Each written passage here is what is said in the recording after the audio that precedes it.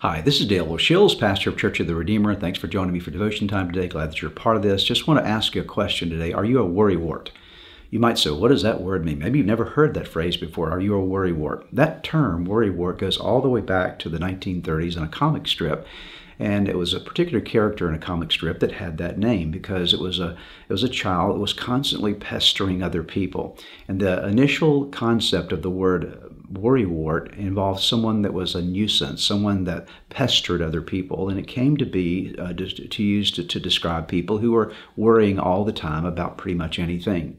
I think all of us have a tendency to worry. There's this tendency to sort of scan the horizon of our lives and wonder, what if this happens and what if that happens, to project and predict into the future negative or bad things coming our way. And that worry begins to settle upon us, and it does all kind of bad things to us. It drains us of energy and focus. It robs us of our productivity in the present. It's causing us to reach beyond what we actually even have the grace for in our lives. God calls us to live in the present.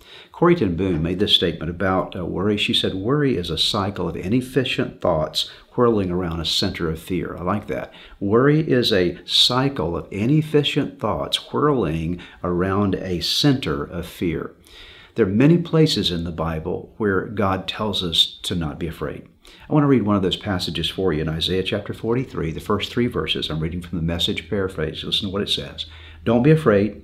I've redeemed you. This is God speaking. I've called you. I've called your name. You're mine. When you're in over your head, I'll be there with you. When you're in rough waters, you will not go down. When you're between a rock and a hard place, it won't be a dead end, because I am God, your personal God, the Holy of Israel, your Savior. Here we're told, don't be afraid. God says, I'm right there with you. Even in the roughest of times, I promise that I'm going to get you through safely and securely. Can I encourage you today to lay aside your worry, lay aside your fear, put your trust in God?